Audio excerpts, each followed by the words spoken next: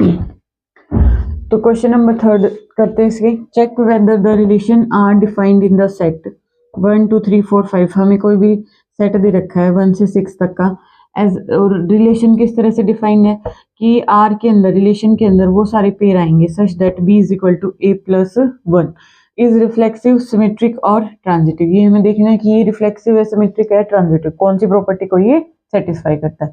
तो सबसे पहले हम क्या चेक करते हैं, रिफ्लेक्सिव।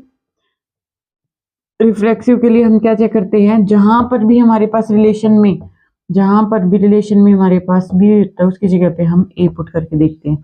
तो यहाँ पे अगर मैं ए पुट करूं बी की जगह पे तो A is equal to A plus 1, true है ये। सोचो एक बारी, क्या ये बात ट्रू है कि A is equal to A plus 1। जैसे ये हुआ कि 2 को मैं 2 प्लस 1 लिख सकती हूँ, बिल्कुल भी नहीं लिख सकती, क्योंकि 2 इज नॉट इक्वल टू, ये क्या बन जाएगा 3। तो 2 नॉट इक्वल टू 3 होता है, तो इसलिए ये क्या आ जाएगा, not reflexive, not reflexive. Symmetric के लिए, सिमेट्रिक के लिए हम क्या करते हैं, b is equal to A plus 1, B is equal to A plus 1 होता है। तो अब हम a की जगह पे b पुट करेंगे, b की जगह पे a पुट करके चेक करेंगे। तो क्या a is equal to B plus 1 हो जाएगा, बिल्कुल भी नहीं होगा, क्योंकि यहाँ पे देखो b इज इक्वल टू, अगर यहाँ पे मैं a की वैल्यू निकालूं तो वो क्या हो जाएगी b माइनस 1। इस 1 को मैं इधर लेके जाऊंगी तो ये b माइनस 1 होगी, लेकिन यहाँ पे b प्लस 1 है तो ये क्या हो जाएगा, नॉट ट्रू। तो इसलिए ना रिफ्लेक्सिव है ना सिमेट्रिक है। ट्रांजिटिव के लिए हम क्या करेंगे,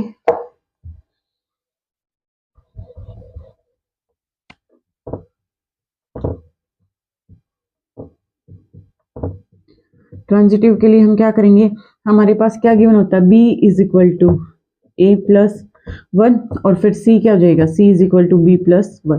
ये हमारे पास दो क्या होती है, गिवन कंडीशंस होती हैं। हमने रिलेशन में जो दिया उसके अकॉर्डिंग उठाई कि a और b में क्या रिलेशन है। यहाँ पे a b का पेयर आता है और यहाँ पे b c का पेयर आता है। तो a b हमारे किस प्रकार से डिफाइन है, b is equal to a plus 1, तो ऐसे c is equal to b plus 1। अब हमें किसके बीच रिलेशन निकालना है, a और c के अंदर, किसके बीच रिलेशन निकालना है, a और c के। तो यहाँ पे हम c में, यहाँ पे इस b की वैल्यू, ये वाली वैल्यू पुट कर देंगे। तो b की वैल्यू हमारे पास क्या है, a प्लस 1, तो a प्लस 1 प्लस 1, तो c इज इक्वल टू क्या आ जाएगा, a प्लस 2 आ गया। लेकिन हमें चाहिए क्या था कि c is equal to a plus 1 आना चाहिए था, तो इसलिए ये भी क्या है, कॉन्ट्राडिक्ट। तो इसका मतलब ये क्या है, ये वाला जो गिवन रिलेशन है ना रिफ्लेक्सिव है, ना सिमेट्रिक है, ना ट्रांजिटिव है। ओके, अगर कहीं से भी कोई चीज समझ नहीं आ रही हो तो आप कमेंट करके पूछ सकते हो, अदरवाइज वीडियो को like, comment, share and subscribe करना है। Thank you so much.